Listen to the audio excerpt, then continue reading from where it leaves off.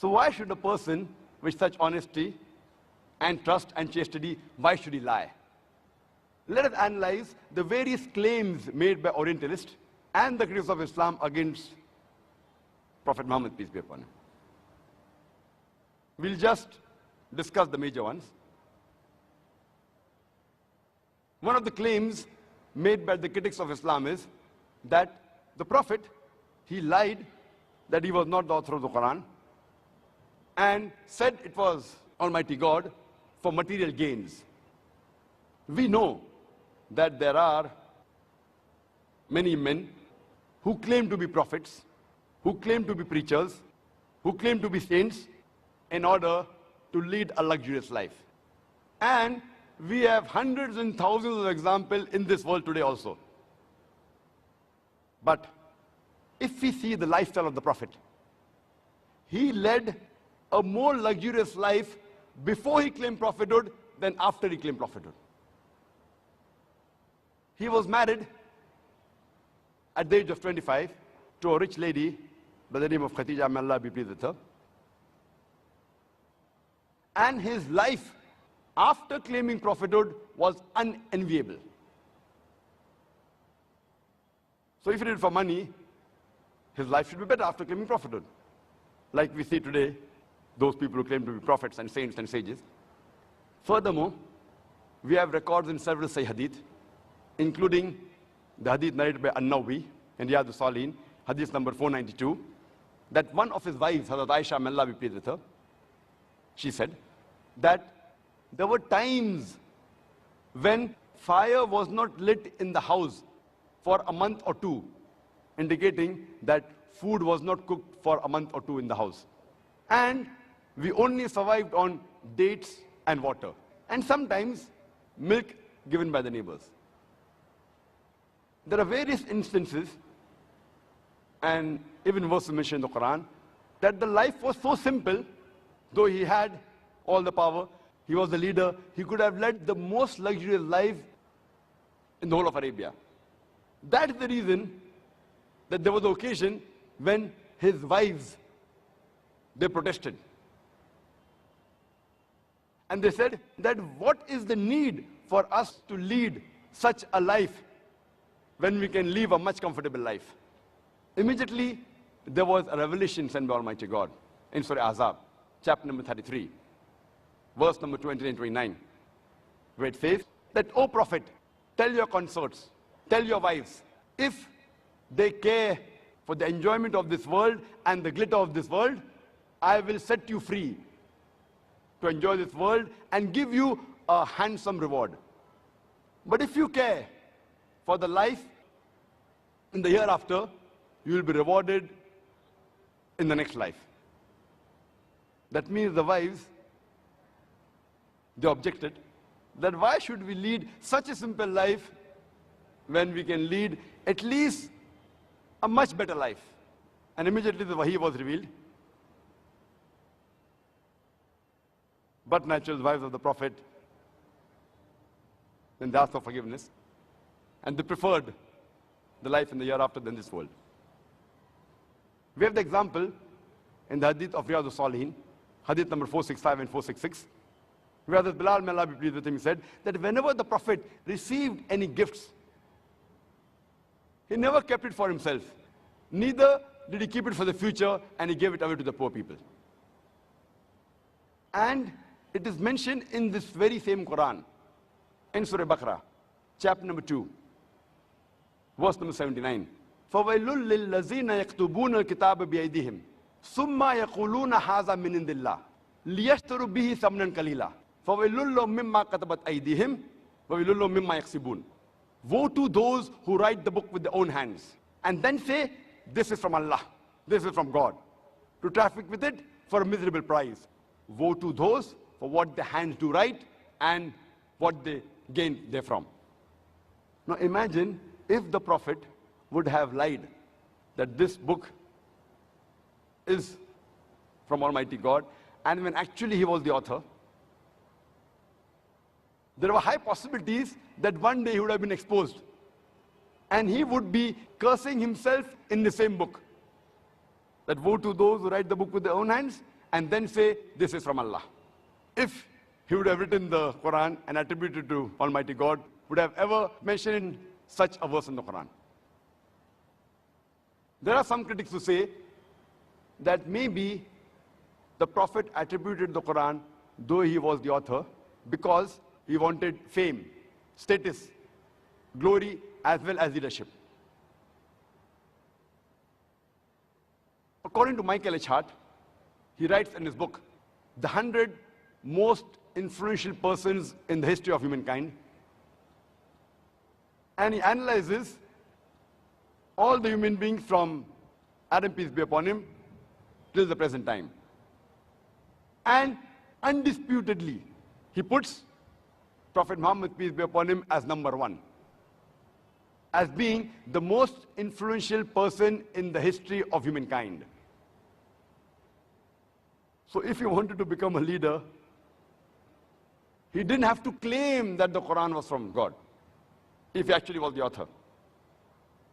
And Michael H. Hart, he gives reasons for each person, why did he give him number one, number two, number three, etc. And at the end of the biography says that it was the indisputable secular and religious influence of Prophet Muhammad, peace be upon him, that makes him the undisputable number one person to have the most influence in human history. Prophet Muhammad, peace be upon him, if he wanted glory, fame, power, leadership, he was so eloquent.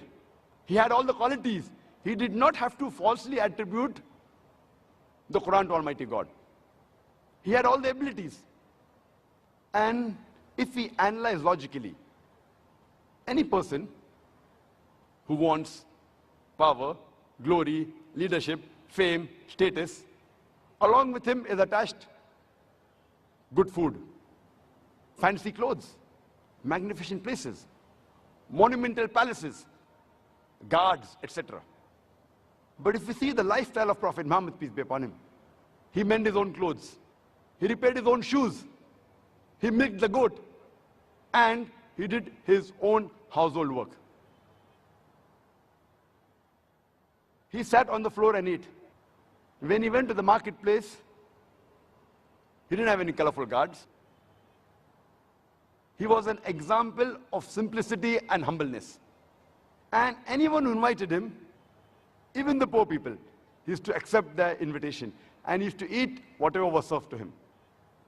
So much so that his enemies, they passed a remark, which is mentioned in the Quran, in Surah Tawbah, chapter number 9, verse number 61. Oh, he listens to everyone. His enemies, they were angry. What kind of a person is this? He listens to each and everyone, even the poor people. And there are many instances and occasions which are recorded in history and in the Ahadith. And one such instance is, there was a representative from the pagan Arabs by the name of Utbah, and he comes to the Prophet and says that we will give you all the wealth in Arabia, make you the richest man of Arabia. We will even make you the leader. If you want, we'll make you the king. Only thing we want from you is that you should stop spreading this message that there is one God. If the Prophet wanted leadership, if he wanted to become the king, he would have accepted this offer, very easy. There are several examples. We have the example that when the pagan Arabs, they told his uncle Abu Talib that ask a nephew to give up the message of universal brotherhood, of the oneness of God. He replies to his uncle that even if they put the sun in my right hand and the moon in my left hand, I will not stop my mission. I will not stop spreading this message until the day I die, or whatever Allah wills. There was a time when his son Ibrahim, he died, and it coincided with an eclipse. So immediately people said, this is a sign from God. The sun is mourning because a person has died, the son of Muhammad, peace be upon him. Immediately the Prophet replied, and he said that the sun and the moon, they are signs of Allah subhanahu wa ta'ala. They do not eclipse because of the birth or the death of any human being. If he wanted fame and power, it was a very good opportunity. He could have said, yes, because my son died, we see the heavens are mourning. But he didn't do that, because he's a truthful person. Some of the critics, they say that Prophet Muhammad, peace be upon him, Nauz Billah, he attributed the Quran to Almighty God because he wanted to unite the Arabs. It's known as the Arab unity and liberation theory. The various theories propounded by the critics and the Orientalists. There is not a single verse in the Quran which singles out and speaks exclusively of the Arab unity. Not a single verse. Exclusively talking about the unity or the liberation of the Arabs.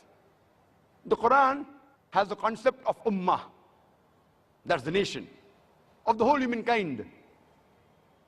And the criteria for any human being to be superior to any other human being, it's not caste, it's not color, it's not wealth, it's not sex, but it is taqwa. And this is mentioned in the Quran. In Surah Hujurat, chapter number 49, verse number 13, where Allah says, Ya ayyuhan nasu inna khalaqnakum min zakarin wa unsa wa ja'alnakum shu'uban wa qaba'ila lita'arafu inna akramakum indallahi atqakum inna Allaha alimun khabir. O humankind, we have created you from a single pair of male and female and have divided you into nations and tribes so that you may recognize one another, not that you may despise one another. And the most honored in the sight of Allah subhanahu wa ta'ala is the person who has taqwa. The criteria for judgment in the sight of Allah subhanahu wa ta'ala, it's not caste, color, creed, sex, wealth, but it is taqwa, it is God consciousness, it's piety, it's righteousness. There are many verses in the Quran in order to stand for truthfulness. It even says you can do that even if you have to go against relatives. There can be a dispute between the father and son, between husband and wife, even between relatives, if you are fight for the truth. Allah says in the Quran in Surah Tawbah, chapter number 9, verse number 24, Kul in kana abaukum. Say whether it be for your fathers, wa abnaukum, or your sons, wa ikhwanukum, or your brothers, wa azwajukum, or your spouses, wa ashiratukum, or your relatives, wa amwalun iktaraftumuha, wa tijaratun takshawna qasada, wa masakinun tarzawnaha. The wealth that you have amassed, the business in which you deal, the house in which you live. Allah says that if you love all these 8 things, your fathers, your sons, your brothers, your spouses, your relatives, the business in which you deal, the house in which you live, the wealth you have amassed, Allah continues. Ahabba ilaykum minallahi wa rasulihi wa jihadin fi sabilihi. If you love all these things more than Allah, His Rasul, and doing jihad, striving the way of Allah subhanahu wa ta'ala, Allah says, fatarabbasu, wait, hatta ya'ti Allahu bi-amri, wallahu la yahdil qawmal fasiqin. Wait until Allah brings His decision unto you, until Allah brings His destruction to you, and Allah guides not the fasiq people. So if the Prophet wanted unity amongst the Arabs, why did he mention such a verse in the Quran? It's further mentioned in the Quran in Surah Al-Imran, chapter 3, verse 103. وَاعْتَصِمُوا بِحَبْلِ اللَّهِ جَمِيعًا وَلَا تَفَرَّقُوا. Hold to the rope of Allah strongly and be not divided. So here, the Prophet is talking about the unity of the believers. He's not talking about the unity of the Arabs. And if he wanted to unite the Arabs, he could have easily taken the leadership and become the leader and the king and united the Arabs easily. There are verses in the Quran which are contrary to this theory. It's mentioned in the Quran in Surah Al-Imran, chapter number 3, verse number 43. It says, وَإِسْقَالَتِ الْمَلَائِكَةُ يَا مَرْيَمُ. And behold, the angel said, O Mary, إِنَّ اللَّهَ اسْتَفَاكِ وَطَهَّرَكِ. That Allah has chosen thee and purified thee above the women of all nations.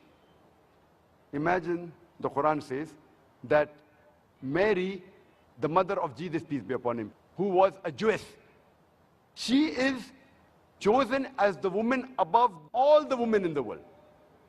If he wanted unity among the Arabs, he could have chosen his mother, or his wife, or his daughter, any Arab woman.